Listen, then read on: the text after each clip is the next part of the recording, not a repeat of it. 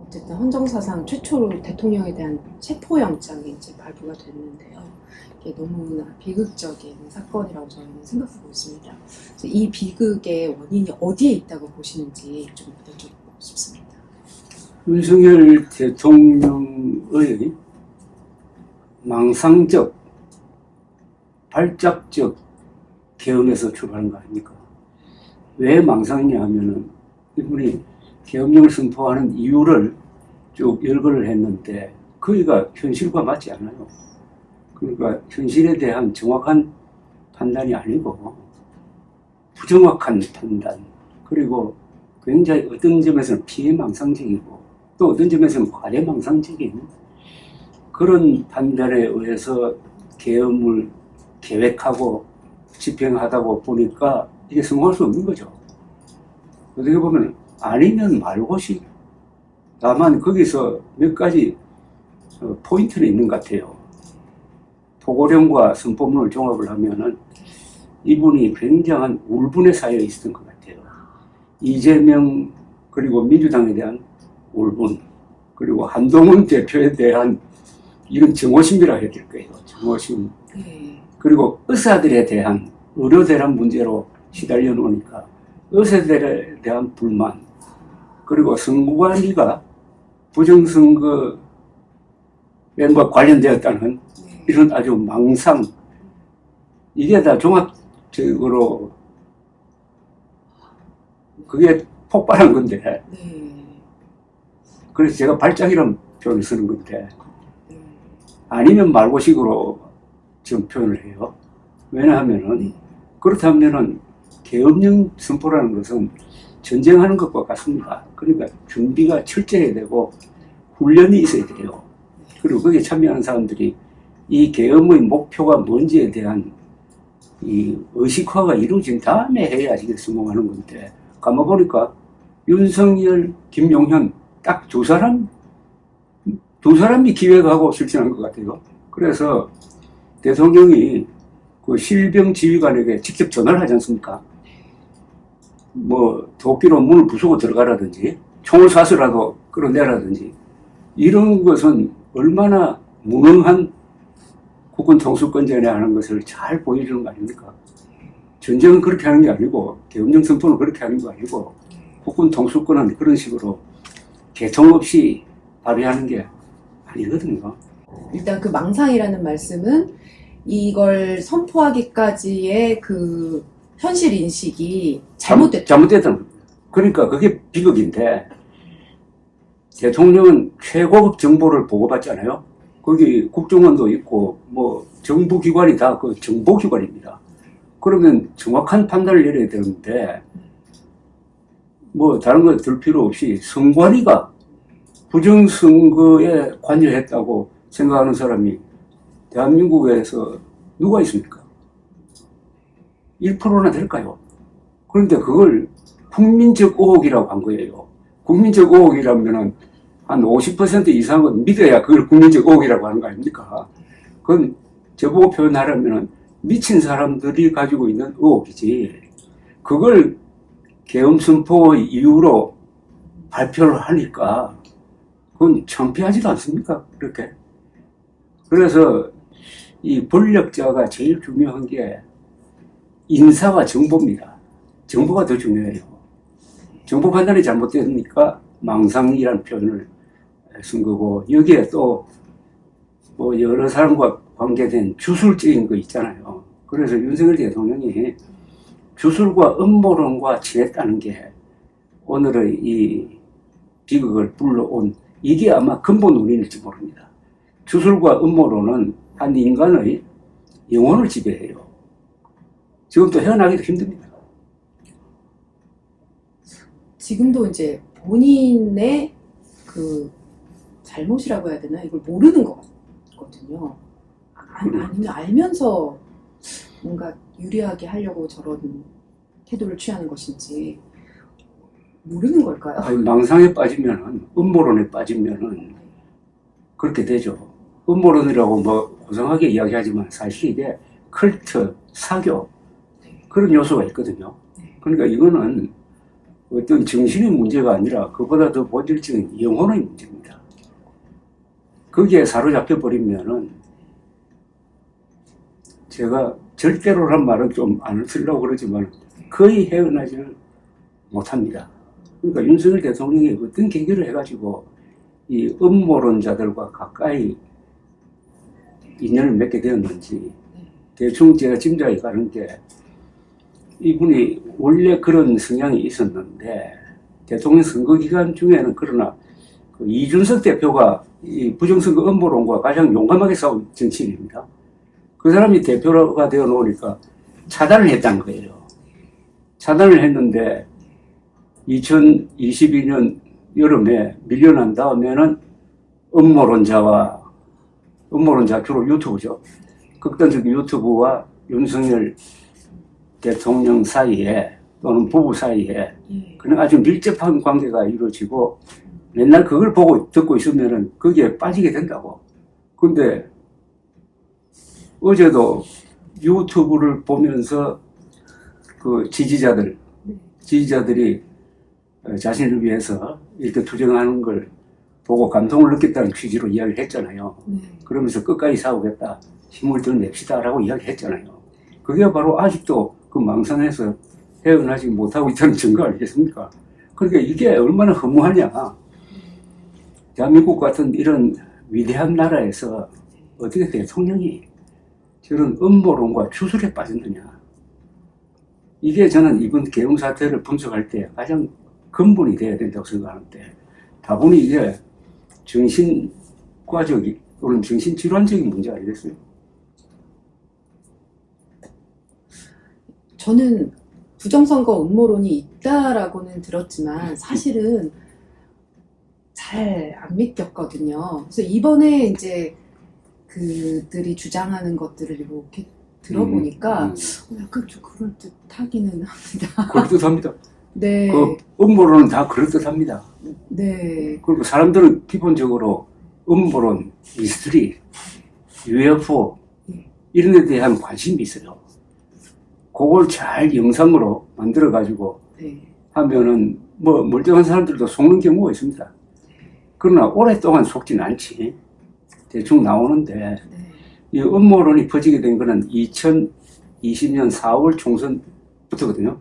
그러다가 지난 4월 총선으로 정리가 완전히 된 거예요. 왜 됐느냐 하면은 그때 음모론자들이 주장하듯이 이게 수개표를 해야 된다고 주장을 했는데 원래 우리나라 개표는 수개표라고. 거의 전산개표가 아닙니다. 전산개표니까 해킹이 가능하다고 거짓말을 하니까 선관위가 답답해서 그럼 좋다. 이번에 수개표인데 수개표에서 한 단계를 더 넣었어요. 그러니까 기계를 통해서 계산된 걸 또 손으로 확인하는 한 단계를 더 넣었다고. 이것 때문에 돈이 아마 수십억 들었습니다.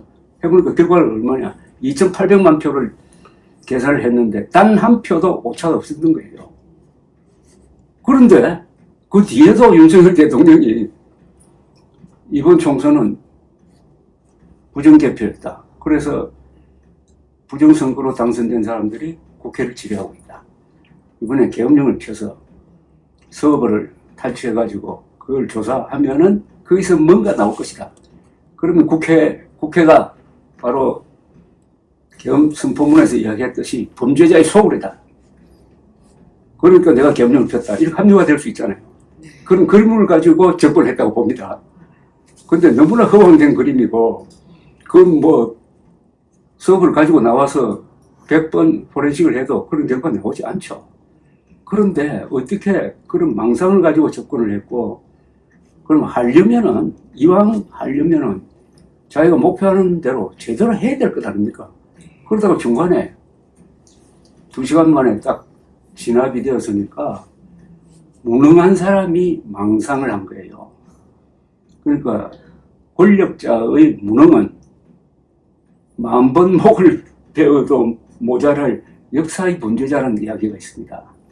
김성한 선생이 쓴 7년 전쟁이란 임진왜란을 다룬 소설인데 딱 난 그 문장이 자꾸 생각나요.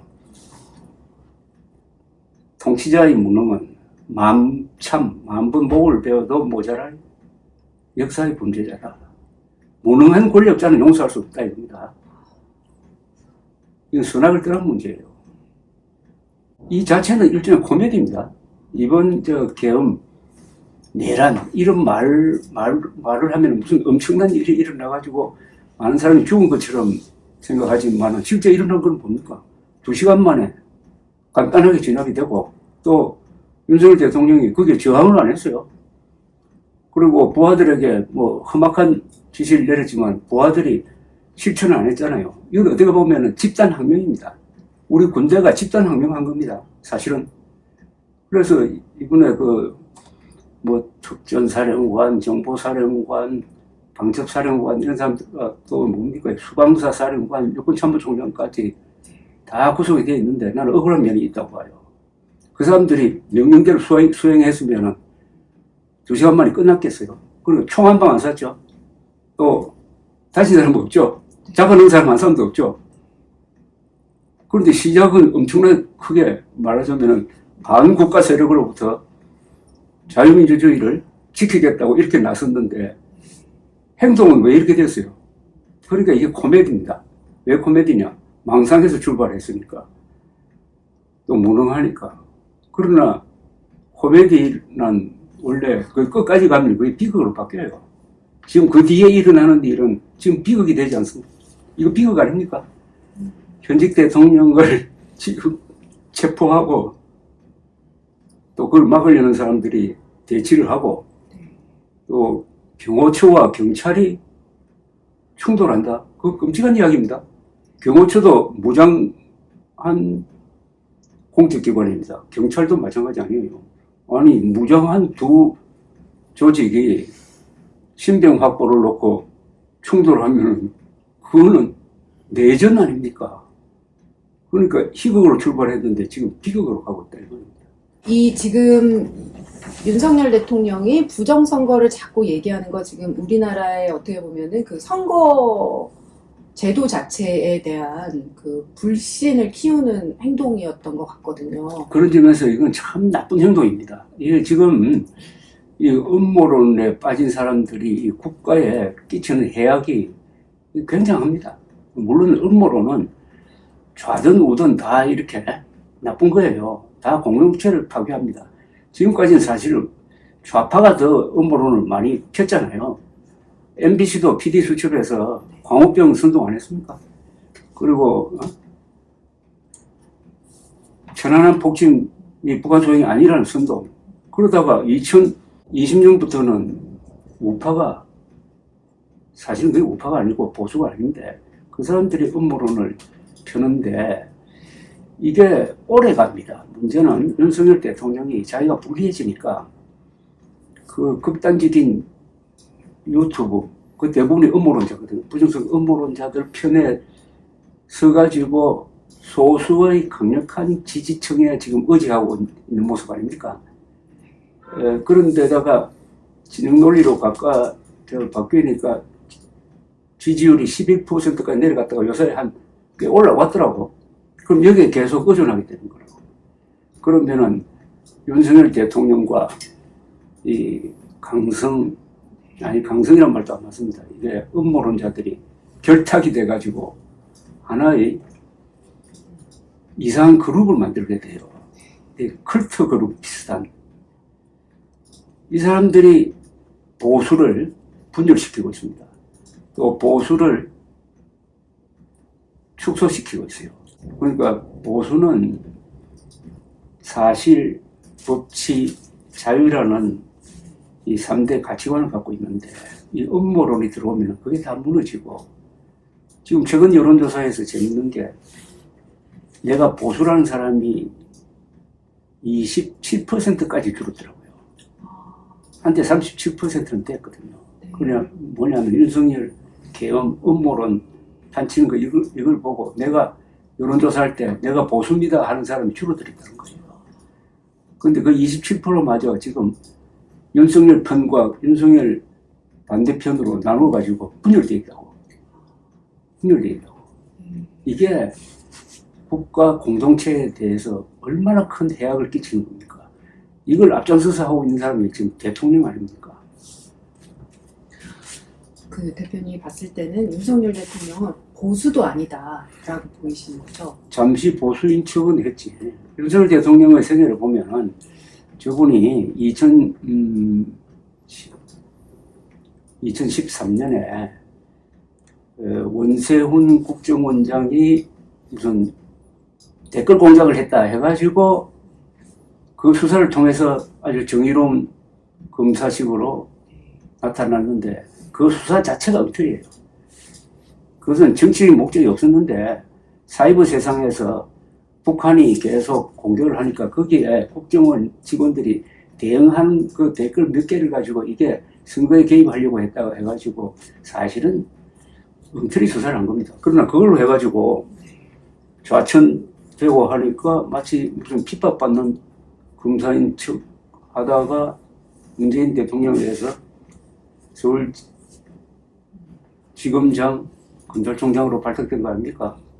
그러니까 철저하게 좌파 정권을 위해서 봉사하다가 다만 조국 수사를 계기로 해가지고 정의로운 검사, 그 다음에 보수정당의 후보가 되는 과정에서 그리고 선거 유세 과정에서 보수 인척한 거죠. 그러나 대통령이 되니까 완전히 본색을 드러냈습니다. 대통령이 되어서 윤석열 대통령이 한 거는 주로 민주당과 뭐 문재인 전 정권과 싸운 것보다는 자기 편에 내부 총질한 게 더 많아요. 딱 3개만 제가 예를 들 거예요. 청와대가 제왕적 권력의 상징이라 해가지고 나왔습니다. 청와대는 제왕적 권력의 상징이 아니에요. 제왕적 권력이라면 세습을 해야 될 거 아닙니까? 거기서 일했던 역대 대통령들이 다 나름대로 대한민국을 발전시키기 위해서 노력했는데 그게 어떻게 제왕적 권력의 상징입니까? 거기가. 그리고 그것은 국가 정통성의 가장 중심에 있는 기구입니다. 그래서 나와가지고 어디로 갔습니까? 국방부로 들어갔잖아요. 그때 대통령 권한이 없는 사람이었어요. 당선인입니다. 아무런 법적 권한이 없는데 갑자기 용산 국방부 청사를 딱 집어가지고 2달 안으로 여기서 나가 이래된 거 아닙니까? 그래서 밀고 들어갔죠. 저는 이걸 딱 보고 윤석열 대통령이 견제되지 않으면은 앞으로 큰 사고를 칠 거다 하는 예감이 바로 왔어요. 그 예감을 가지고 저는 신문에 광고도 내고 반대해 왔습니다. 거기서 윤석열 대통령의 비극이 시작된 겁니다. 어떻게 이런 무도한 짓을 할 수 있느냐. 쉽게 설명을 하면은 트럼프 대통령이 당선돼가지고 백악관에 들어가지 않고 나는 백악관 저거 재수없다. 나는 펜타곤으로 들어가겠다. 펜타곤 2달 안으로 방대. 이거하고 똑같은 거죠. 그런데 불행하게도 그때 그걸 막지 못한 거예요. 막지 못한 정도가 아니라 보수 언론은 지식인층은 박수를 쳤고 다만 이 반윤석열 쪽에서 뭐 약간 문제 제기하다가 그걸로 뭐 흐지부지 됐는데 그 지금 파급 효과가 바로 윤석열을 침몰시킨 겁니다. 거기서 관저를 따로 만들고 출퇴근하고 그리고 지금 국방부 청사는 구청장이 근무하면 딱 좋아요. 저는 절대로 대통령이 근무할 때가 아닙니다. 윤석열 대통령이 말했듯이 공간이 의식을 지배한다는 그 말은 하나 맞았어요. 저런 데서 근무하면은 이렇게 행동하게 돼 있습니다. 아니 청와대에 있으면서 산책도 좀 하고 좀 자기만의 시간도 갖고 그리고 출입도 좀 통제를 하고 해야지. 김건희 여사 명품백 사건도 저분이 청와대에 들어갔으면 저런 일 없었을 거예요. 그리고 왜 청와대에 들어가지 않고 왜 나왔습니까? 거기에 추술적 영향이 없을까요? 등등. 근데 이건 또 짐을 다음 차기 대통령한테 넘겨줬어요. 그럼 다음 대통령은 여기서 근무할 거냐? 아니면 청와대로 돌아갈 거냐? 아니면은 차라리 세종시로 대통령실을 옮기자 하면은 그게 또 천도가 되어버려요. 그러니까 일을 저지르고 말았어요. 그 다음에 이름을 안 지었잖아요. 왜 안 지었겠어요? 자기가 잘못한 걸 아는 거죠. 정이 안 붙는 거지. 아니, 아기가 태어나가지고 지금 3살인데 이름도 안 지어주는 그 부모가 있다면은 어떤 사람들이겠습니까? 출발이 잘못됐어요. 이건 또, 그 다음에 이준석 대표 몰아내기. 이것은 총선 지방선거 1등 공신을 몰아낸 건데, 그것도 이유도 아주 말도 아닌 풍문 가지고 몰아낸 거. 그게 오늘날의 윤석열의 운명을 결정했습니다. 잘 아시겠지만 이준석 대표를 몰아내면서 2030 정청이 탈락하고 이탈하고 중도청이 이탈하고 그 다음에 이준석이란 방화벽이 사라지니까 부정선거 음모론자들하고 윤석열 대통령이 가까워지고 지지율은 50%에서 20% 떨어지고 그게 이번 총선까지 이어져서 총선 참패를 부른 가장 큰 원인입니다. 그러니까 이준석이라는 목덩어리를 잘 껴안고 같이 손잡고 뭐 자기 지도자로 키우든지 해야 되는데 이런 식으로 해가지고 그 저주를 받은 거죠. 그리고 총선 직전에 2월 6일, 원래 2월 6일에 발표한 의과대학 정원 2,000명 이게 의료 대란을 일으킨 거 아닙니까? 근데 그 2,000명의 근거가 없어요. 2,000명의 과학적 근거가 없습니다. 윤석열 대통령 과학적 근거가 있다고 했는데 없어요. 그리고 의료계와 합의한 게 없어요. 그건 뭐 법원 판단으로 확정된 사실인데 선거 직전에 이렇게 한 이유가 뭘까요? 이걸 통해서 야 개혁 잘하는 사람이다 해가지고 표를 얻으려고 한 것 아닙니까? 정상적인 대통령이면은 총선 전에는 이렇게 쟁점이 있는 건 안 하죠. 근데 하니까 어떻게 됐습니까? 한때는 반짝 인기가 올라갔어요. 국민의힘도 올라갔습니다. 그러다가 국민들이 알게 된 거죠. 야, 이건 무리다. 그러고 무엇보다도 의사들이 반기를 들었잖아요. 의사는 보수 중의 핵심입니다. 그 사람들이 이탈해가지고 다른 정당 찍은 거 아닙니까? 아마 100만 표 정도 영향력이 있는데, 그러니까 수도권에서 몇백 표 차이로 결정되는 그 아마 한 20석 날렸다고 봐요. 그래 놓고 총선이 끝나고 유턴해야 될 텐데 나는 뚜벅뚜벅 개혁의 길을 가겠다고 하다가 의료 대란이 의료 파국으로 가고 여기에 따라서 초과 사망자가 지금 얼마인지 앞으로 궁금해요. 이 의료 대란 문제로 말기 암 환자라든지 응급 환자가 제대로 치료받지 못해가지고 억울하게 죽는 사람이 몇 사람이냐. 민주당 김윤 의원의 통계에 따르면 한 달에 한 1,000명 정도 초과 사망자다. 그럼 1년이면 이거 10,000명입니다. 김일성 다음으로 한국인의 생명에 가장 큰 피해를 준 사람인데 윤석열 대통령이 역사적으로 평가받을 때 2개가 평가받을 겁니다. 한국이 발전시킨 세계 최고의 의료 시스템을 무너뜨린 사람, 그리고 세계적 강군인 대한민국 국군을 당나라 군대로 만든 사람. 의료와 안보 아닙니까? 어떤 나라의 가장 기본이 의료와 안보 아닙니까? 그러니까 생명과 직결된 거 아닙니까?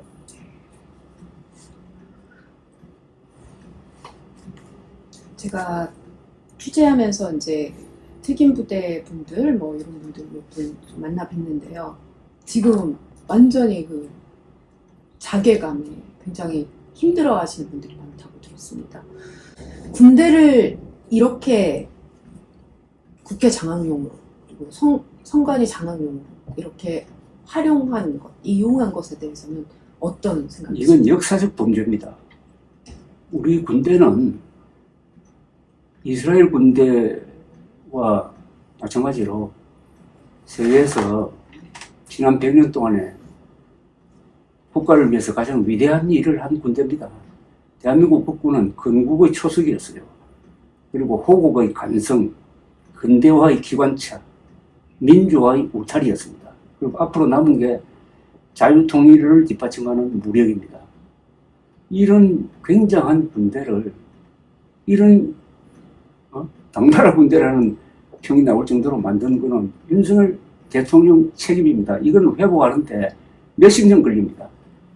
특히 여기에 동원돼가지고 지금 구속이 된 육군참모총장, 수도방위사령관, 그리고 방첩사령관, 그리고 정보사령관. 이 부대는 핵심 중에 핵심이고 정예 요원들입니다. 그리고 이런 사람들은 애국심으로 버티는 조직이에요. 그런데 이들을 마치 계엄 무슨 하수인처럼 지금 몰아가고 있지 않습니까? 이 수사하는 사람들도 이거 좀 참 조심해야 돼요. 군대를 이런 식으로 다루면 안 됩니다. 군대를. 그리고 그걸 평가를 해야지. 이들이 윤석열 대통령의 명령을 안 들었잖아요. 명령대로 했으면은 피를 흘리고 그때 계엄 해제 결의가 안 나왔을 거라고. 그럼 그 뒤에 사태가 뭡니까? 유혈 사태로 갔을 거랍니다. 바로 이들이 집단 항명을 한 겁니다. 근데 집단 항명한 거는 고려를 안 하더라고. 그러니까 총 한 방 안 쏘고 한 사람도 잡아들이지 않고 해가지고 끝난 것 아닙니까? 그런데 지금 군인뿐만 그런 게 아니죠. 경찰까지 몽땅 지금 군경을 적으로 지금 몰고 있는데, 물론 원인을 따지면 윤석열 대통령이 잘못한 거고, 그러나 이걸 무슨 기회로 삼아가지고 과잉 수사하고 있는 것도 이건 문제입니다. 아니, 국민이 국군을 지켜주지 않으면 국군이 국민을 지킬 마음이 생기겠어요. 지금은 국민이 국군을 지켜줘야 할 때. 그렇죠. 그러니까 수사를 하더라도 성숙된 수사를 해야지. 이게 막 유혈 사태가 나가지고 예신병이 몇백 명이 죽은 다음에 지금 거기에 대한 수사를 한다면은 그건 급하게 해야 돼요. 그러나 지금 그건 아니잖아요. 다행히 조용하게 끝났잖아요. 그럼 수사를 할 때 너무 과하게 하면 안 되고 경쟁적으로 하면 안 되고, 특히 군대, 대통령이라는 이 직위는 상징성이 있지 않습니까? 다 대한민국을 대표하는 기구니까 엄정하게 하되 공정하게 해야 된다, 이런 얘기죠. 어쨌든 저는 이제 국민의 한 사람으로서 우리 군인을 이렇게 본인의 계엄을 하기 위해서 이용했다는 거에 너무 울분이 좀 생기더라고요. 국민이란 말을 앞세우죠. 본인이 앞서. 그러니까 본인이 계속 앞세우지. 그러니까 부정선거가 있었다는 것도 국민적 의혹을 해소하기 위해서 했다는데, 그게 국민적 의혹이 아니라 바보들의 의혹을 해소하기 위해서 계엄령 폈다는 건데, 그런 식으로 국민, 그러고 뭐 헌정질서를 회복한다, 수호한다. 자기가 지금 헌정질서를 부수는데 앞장선 사람이 헌정질서를 수호한다. 입에 뭐 자유 하는데 다 그게 말로만 그렇게 한 거고, 윤석열 대통령의 말과 행동은 완전히 반대로 나가고 말았습니다. 그러니까 윤석열 대통령은 지금 하는 행동이 대통령답지도 않고 국군 통수권답지도 않고 법률가답지도 않고 남자답지도 않아요.